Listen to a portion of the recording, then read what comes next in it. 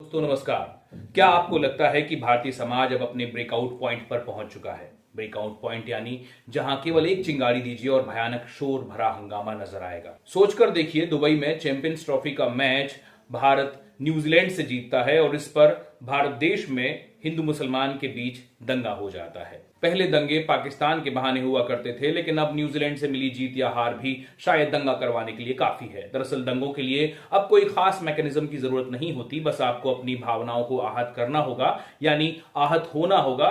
और अगर आप ऐसा नहीं कर पा रहे हैं तो आपको दूसरों की भावनाओं को आहत करना होगा। नए जमाने में जहां हर चीज छोटी और ज्यादा पावरफुल हो रही है, वहां दंगे के लिए भी यही छोटी सी रेसिपी काफी मानी जा सकती है। आगे जाने से पहले मेरा आपसे अनुरोध है कि वीडियो अगर पसंद आ रहा हो तो लाइक और शेयर भी कर दीजिए और चैनल को सब्सक्राइब भी कर लीजिए। दुबई में चैंपियंस ट्रॉफी भारत ने न्यूजीलैंड को हराकर जीती और भारत में लोगों ने इसका जश्न मनाया और इस दौरान इंदौर के पास महू में दंगा भड़क गया। भारत की जीत के बाद कुछ लोग जो अति देश प्रेम दिखाना चाहते थे, वे महू शहर की जामा मस्जिद के सामने से गुजरे और इसके बाद अचानक बवाल हो गया। पत्थरबाजी दिखाई दी और लोग बेजान गाड़ियों पर अपना गुस्सा उतारते हुए दिखाई दिए। और जब गुस्सा इस पर भी शांत नहीं हुआ तो उन्होंने गाड़ियों में आग लगा दी। लेकिन जुलूस के जामा मस्जिद के सामने से गुजरने और इस पत्थरबाजी और आगजनी के इन हालातों तक पहुंचने के बीच क्या कुछ हुआ, यही एक सवाल है जहां सब कुछ छिपा हुआ है। बताया जाता है कि इस दौरान जुलूस में शामिल लोगों ने नारेबाजी की, मस्जिद के सामने कुछ ऐसे नारे लगाए जो मुस्लिम समुदाय के लोगों को बिल्कुल भी ठीक नहीं लगे। आपने अगर इस तरह के मामले सुने हों तो आपको अंदाजा लगाना मुश्किल नहीं होगा कि नारे किस हद तक जा सकते हैं। अब नारे उस हद तक गए या नहीं ये हम नहीं कह सकते, लेकिन पॉइंट बस इतना है कि मस्जिद के सामने से जुलूस गुजर रहा था और अचानक उस पर पथराव हो गया। ये बात अचानक से हमें भी हजम नहीं होती। अगर ऐसा होता तो शायद मस्जिदों के सामने से गुजरना मुश्किल हो जाता। वैसे मुस्लिम पक्ष की ओर से कहा गया कि इस दौरान मस्जिद के पास एक रस्सी बम भी फोड़ा गया, जिससे लोग और भड़क गए, नाराज हो गए। दरअसल जिस समय भारत जीता और उत्साह में लोग जश्न मनाते हुए भारत जिंदाबाद के साथ कुछ धार्मिक नारे लगा रहे थे, ठीक उसी समय मस्जिद में रमजान के मौके पर होने वाली तरावीह की नमाज खत्म हो रही थी। तरावीह माने वो समय जब मस्जिद में कुरान का ज्ञान दिया जाता है, रमजान के बारे में बताया जाता है, नियम कानून बताए जाते हैं, ठीक वैसे ही जैसे धर्म ग्रंथों का ज्ञान मंदिरों में, गुरुद्वारों में या गिरजाघरों में दिया जाता है। इसी समय बड़े पैमाने पर मुस्लिम समाज के लोग मस्जिद में मौजूद थे और जुलूस के गुजरने के दौरान जो कुछ भी हुआ वे उसे देखकर भड़क गए और दंगा शुरू हो गया। जैसा मैंने आपको बताया कि इसके बाद खूब पथराव हुआ और जमकर कुछ चुनिंदा दुकानों में तोड़फोड़ हुई। लोग कह रहे हैं कि इसमें कुछ आपसी रंजिश की वजह भी रही। इसके बारे में कुछ भी साफ कहना फिलहाल तो मुमकिन नहीं है, लेकिन तोड़फोड़ या आगजनी चुनिंदा दुकानों में हुई ये साफ साफ दिखाई दे रहा है। करीब 2 किलोमीटर के इलाके में खड़ी कई मोटरसाइकिल और कारों में तोड़फोड़ की गई, कुछ में तो आग भी लगा दी गई। वैसे यह भी चुनिंदा ही माना जाना चाहिए, क्योंकि महू शहर में अमूमन लोग अपने वाहनों की पार्किंग सड़क पर ही करते हैं। अब तक जितने भी वीडियो सामने आए हैं उनमें से ज्यादातर में मुस्लिम पक्ष के लोग पत्थरबाजी और आगजनी करते हुए दिखाई दे रहे हैं, लेकिन हम यह नहीं कह सकते कि यही सच्चाई है। हालांकि यह साफ दिखाई दिया कि मुस्लिम पक्ष के लोग इस तनातनी में कुछ ज्यादा ही भड़क गए। जो लोग पत्थरबाजी कर रहे थे वे अपना चेहरा ढके हुए थे और बताया गया कि स्ट्रीट लाइट भी बंद कर दी गई ताकि उनका चेहरा नजर ना आए। पत्थरबाजी में दोनों ओर के कई लोग घायल हुए, कुछ को ज्यादा तो कुछ को कम चोटें आई।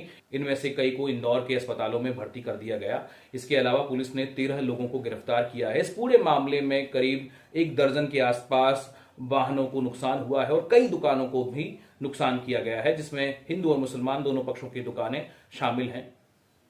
तो जैसा मैंने आपको बताया कि 13 लोगों को गिरफ्तार किया गया है। पूरे बाजार में पुलिस लगी हुई है, लोगों के चेहरों पर डर साफ दिखाई दे रहा है। इस मामले में लोग पुलिस को भी दोषी ठहरा रहे हैं। कहा जा रहा है कि इस दौरान पुलिस चौक चौराहों पर कहीं नहीं थी, जिससे यह और बलवा बढ़ गया। लोग इस बात को सही बताते हैं कि पुलिस वाकई चौक चौराहों पर नहीं थी, लेकिन मुझे व्यक्तिगत तौर पर लगता है कि समाज को अपनी हर गलती पर पुलिस और प्रशासन को दोष नहीं देना चाहिए। शायद ही किसी पुलिस वाले को अंदाजा होगा कि सनातन और इस्लाम के नाम पर छोटी छोटी बातों पर झगड़ पड़ने वाले भारत के हिंदू और मुसलमान अब न्यूजीलैंड को हराने पर भी झगड़ जाएंगे और इस कदर झगड़ेंगे कि अपनी गाड़ियों में आग लगा देंगे, दुकानों में आग लगा देंगे। अगर पुलिस या प्रशासन या सरकार की गलती कहनी ही है तो इस बात पर कही जानी चाहिए कि वे जिम्मेदार पदों पर बैठे हुए वे अधिकारी हम सबको नहीं समझ पाए, हमारे समाज को कुछ ज्यादा ही सभ्य समझ बैठे या समझदार समझ बैठे। इस पूरे मामले में पुलिस की व्यवस्था में कुछ गलतियां हो सकती हैं, लेकिन मेरी नजर में उनके पहले उन गलतियों को दुरुस्त करना ज्यादा जरूरी है जो इस समाज को लगातार कमजोर बना रही हैं, एक आहत समाज बना रही हैं। एक और बात कही गई कि दंगा इसलिए हुआ क्योंकि मुस्लिम समाज चैंपियंस ट्रॉफी में पाकिस्तान की हार से बहुत दुखी था और रंज पाले हुए था। मुझे यह बात पूरी बकवास लगती है। उसी टीम में आप मोहम्मद शामी की दिल खोलकर तारीफ करते हैं और शमी के दीन को ही इस तरह रुसवा करते हैं। ये कौन सी बात हुई? अगर आपको कोई दोषी दिखाई देता भी है तो इसके लिए आप पूरी कौम को बदनाम क्यों कर रहे हैं?